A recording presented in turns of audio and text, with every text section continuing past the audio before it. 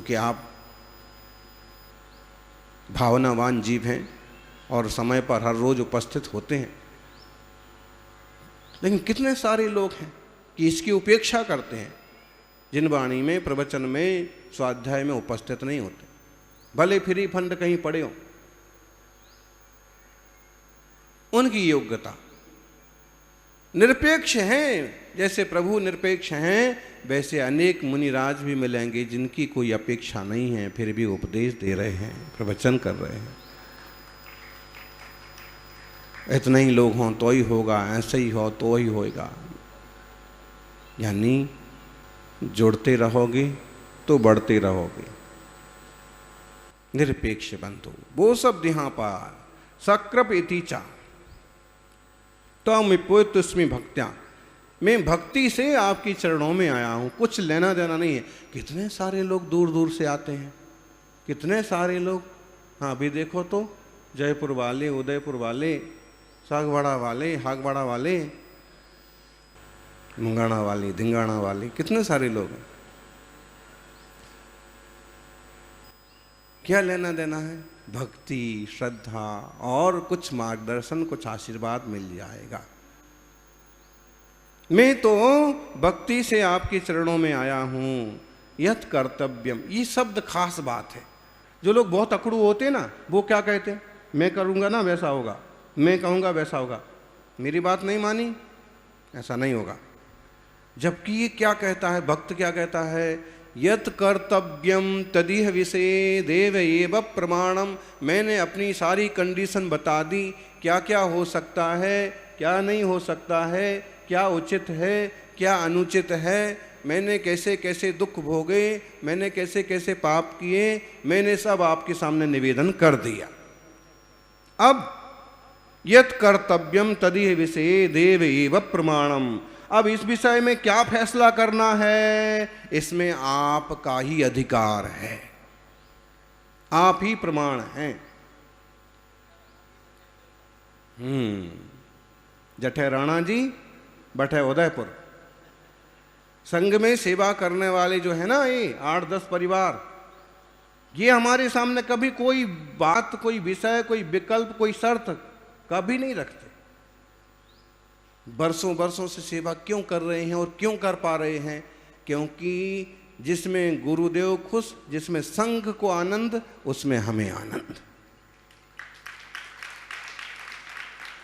बड़े बड़े परिवार हैं, वो बड़े बड़े गुरुदेव से लगे हैं। सन्मति सागर जी की भी पहले से लगे। फिर भी ऐसा नहीं कि अभी सुनील सागर जी तो हमारे सामने ही आए थे तो अपन इनको कुछ ज़्यादा समझाओ, नहीं। जो है जिस तरह की आज्ञा, जिस तरह उनका व्यवहार, जिस तरह का उनका मन, उस तरह से उन सबको सेवा करना है। और अभी इन श्रावकों में भी, यहाँ की श्रावकों में भी जो मन से जुड़े हैं, जो महाराज जी कहेंगे वाह, उसके आगे की हम कुछ नहीं बोलेंगे। ये परिवार में दादाजी जो कहेंगे वही ठीक है। इससे यत् कर्तव्यम तदीय विषय, या क्या करना चाहिए, मेरे लिए ठीक क्या है। आज भी हमें याद है, आपको भी याद हो, औरंगाबाद में गुरुदेव विराजमान थे और आचार्य पद देने की बात चल रही थी। हम बच रहे थे कि नहीं बने आचार्य, आचार्य बन गए तो अलग से अपना डेरा तंबू लेके चलना पड़ेगा, अलग से अपना विकल्प होंगे। गुरु के चरणों में जो सुख शांति है दुनिया में कहीं नहीं है। फिर जो साधक उपलब्ध थे, उपस्थित थे, वो आके कहने लगे आचार्य महाराज कह रहे कि सुनील सागर का आचार्य पद है वो। तो फिर हमने एक बात कही कि यत् कर्तव्यम तदीय विषय, इस विषय में सच में क्या करने लायक है, मेरे लायक क्या उचित है, वो आप काम करो, बाकी मुझे इस पद वगैरह को कोई विकल्प नहीं है, आपके चरणों में ही ठीक हो। और जब विनम्र होके रहते हैं ना, तो इंसान कहाँ से कहाँ पहुँच जाते हैं। आपकी योग्यता होगी, मौके पर जरूर आपको याद किया जाएगा, आपका नाम लिया जाएगा। यहाँ अगर आपका नाम कोई नहीं सुनना चाहते हैं तो दूसरे गांव में ले लेंगे, फिक्र क्यों करते। व्यक्ति बोले महाराज जी आप मुझे याद रखोगे, तो मैं क्यों याद रखें, तुम्हारे कोई सींग हैं क्या, तुम्हारी कोई पूंछ है क्या, नहीं महाराज, हमारी पूंछ नहीं है, पूंछ वाले लोग तो हैं, थोड़े से अलग तरह के हैं, वो बैठे हैं।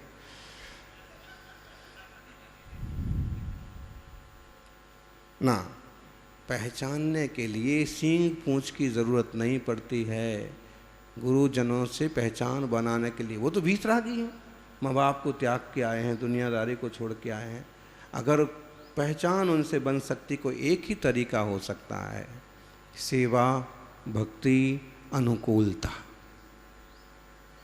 जब सेवा भक्ति अनुकूलता से की जाती है और जब पद विहार में कोई ना हो और हम साथ में हों, तो फिर ना पहचानना चाहें तो भी ऐसे चेहरे पहचान में रह जाते।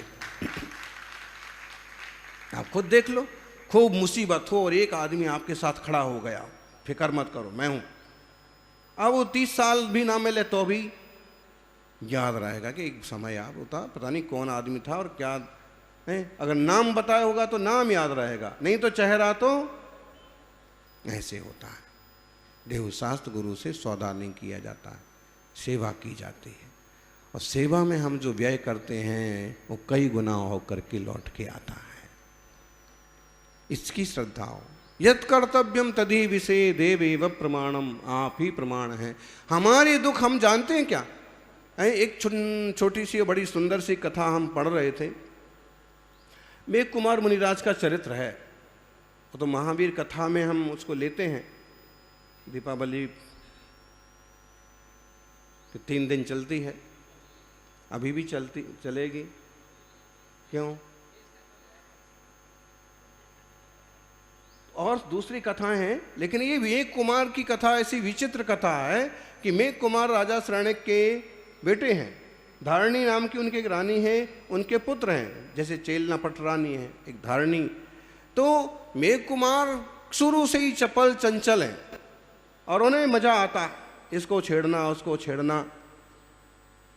बड़ी हुई तो लोगों की शिकायतें तक आने लगी कि मेघ कुमार तो जो है इसकी छोरी को परेशान कर दिया, उसकी छोरी को परेशान कर दिया।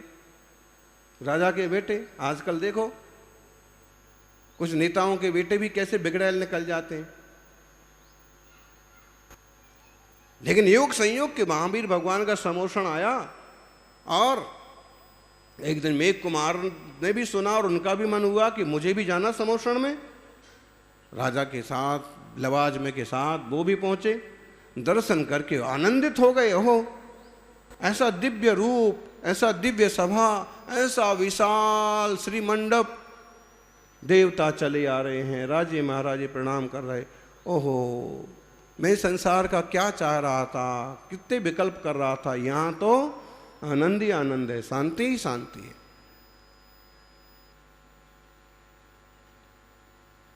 उनका मन हो गया कि ऐसे अथाह शांति के प्रभु के चरणों में रहना है, मुझे दीक्षा लेना। पिताजी मुझे दीक्षा की आज्ञा दो। उन्होंने कहा कि बेटा अभी घर चलो। राजा ने कहा तुम्हारी मां से आज्ञा लेना।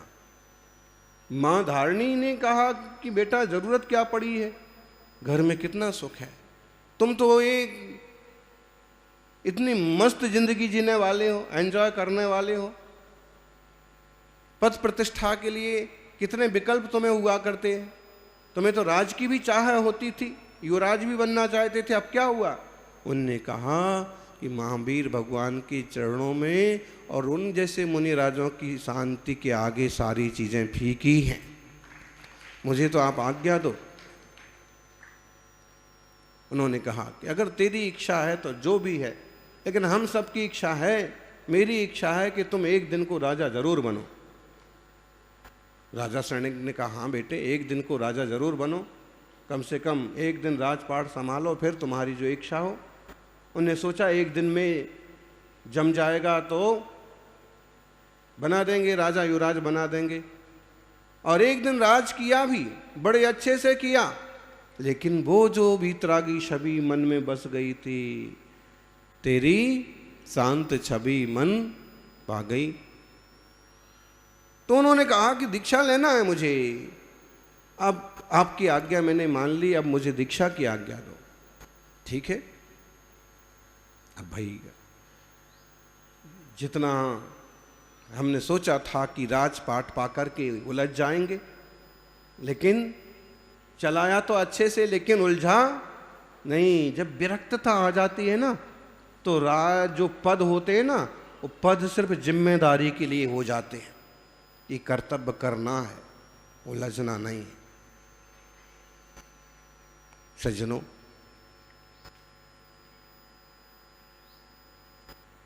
बन गए राजा, हो गए विरक्त, ले ली दीक्षा।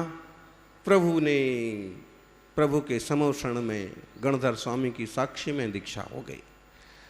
अब क्या हुआ, इस कहानी को अर्धमागधी साहित्य में थोड़े अलग ढंग से पेश किया गया है,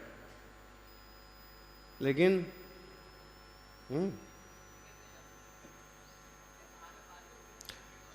तो अब जब बड़ा मुनि संघ है, कितने साधु थे महावीर स्वामी के समोषण में, मुनिराज 14,000।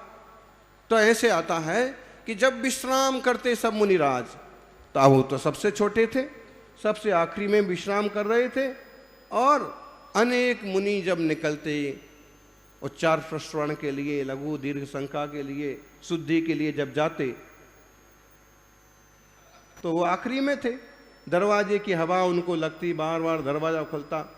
हो जाता है संघ में कभी यही शिकायत होती कि मेरे को तो दरवाजे के पास ही रुकना पड़ता है, सबकी हवा लगती है, लोग दरवाजा खुला छोड़ के चले जाते हैं। उनको बड़ा विकल्प हो गया। एक दिन 2 दिन उनने विचार किया कि ये मुनि महाराज, जब मैं राजकुमार था तो कितने प्यार से आशीर्वाद देते थे, अब कोई ध्यान भी नहीं रखते हैं और मुझे ठंड लग जाती है। इससे अच्छा तो घर ही था। परिणाम बदलते देर नहीं लगती, बिगड़ते देर नहीं लगती। जब अहंकार के घोड़े पर चढ़े होते हैं तो सब छोटे नजर आते हैं, पर के नजर आते हैं, और जब विनय के वृक्ष तले विश्राम करते हैं तो सब अपने नजर आते हैं, अपने जैसे नजर आते हैं। उन्होंने विचार किया कि कल तक तो हमें सब नमस्कार करते थे, अब क्या हुआ, मैं तो घर चला जाऊंगा। उनकी इस तरह की वृत्ति का ज्ञान प्रभु के ज्ञान में आ गया। उन्होंने कहा, वेग कुमार क्या सोचते हो, अरे इस जीवन में जरा सी सर्दी गर्मी तुम्हें परेशान कर दी, जरा सा मान अपमान के पीछे तुम घर जाने की बात सोचते हो। पिछला जीवन सोचा कभी, पिछला जीवन याद आया? उन्होंने कहा, भगवान पिछला जीवन तो मुझे कुछ भी पता नहीं, मुझे तो यही जीवन की कई सारी बातें नहीं मालूम। पिछले जीवन में तुम हाथी थे, मेघ कुमार कैसे बने हो पिछले जीवन में, और उसके पहले वाले जीवन में तुम्हारी हाथी की पर्याय थी। भगवान मेरा चरित्र सुनाइए। प्रभु की दिव्य ध्वनि में आया कि तीसरे भाले भाव में हाथी थे और जंगल में आग लग गई, सब कुछ जल करके खाक हो गया, तुम्हारे जैसे कई प्राणी जल गए।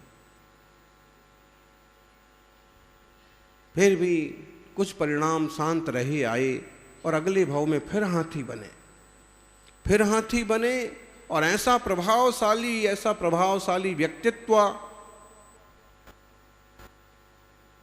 क्या बोलते हैं इसको,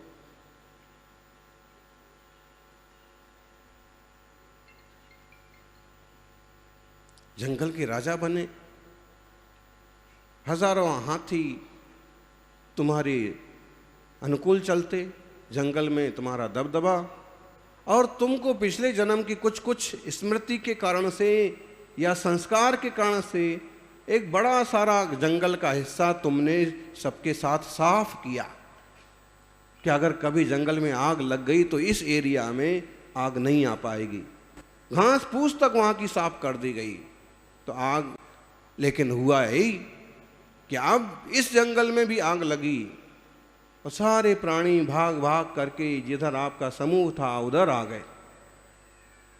प्राण तो बहुतों के बच गए, लेकिन जगह कम होने के कारण से फिर भी इस भाव में तुम्हें इतनी दया थी कि शक्तिशाली होने के बाद भी तुमने किसी को रोका टोका नहीं, सबको आने दिया। यहाँ तक कि उष्णता के कारण से, भीड़ के कारण से तुम्हारे और लगातार खड़े रहने के कारण से एक अंग में खुजली होने लगी।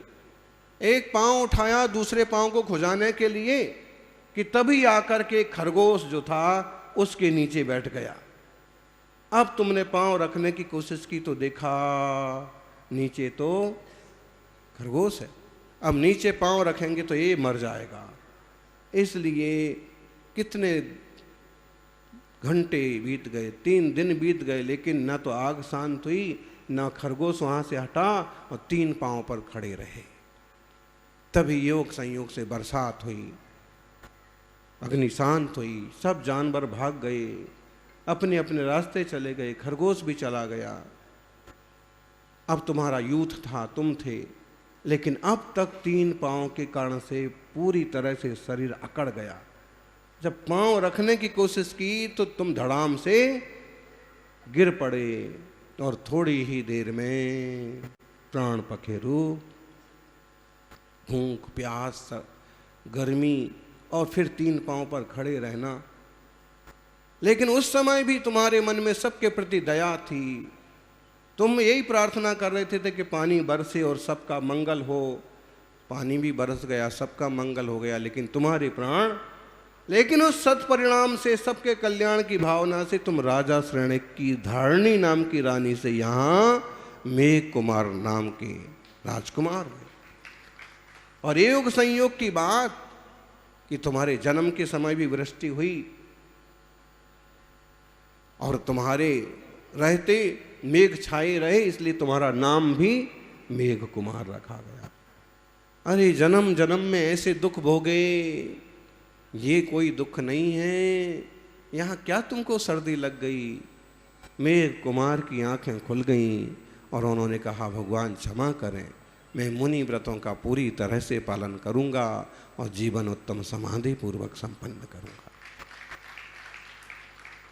ज्ञानियों, संसार की चीज़ें मत पालो, आत्म कल्याण के पथ पर चलने का उपक्रम करो।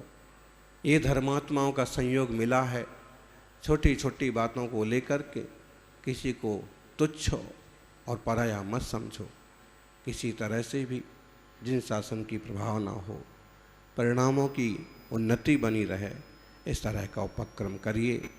ये संयोग अभी हैं, 5-5 साल बाद जब मर जाएंगे तो कौन कहाँ जाएंगे और कौन किससे मिलेंगे, कोई अता पता नहीं है। तो चाहे परिवार हो चाहे समाज हो, इसका सदुपयोग करें, सांसों का, समय का, समझ का। जय बोलिए 24 तीर्थंकर भगवान की।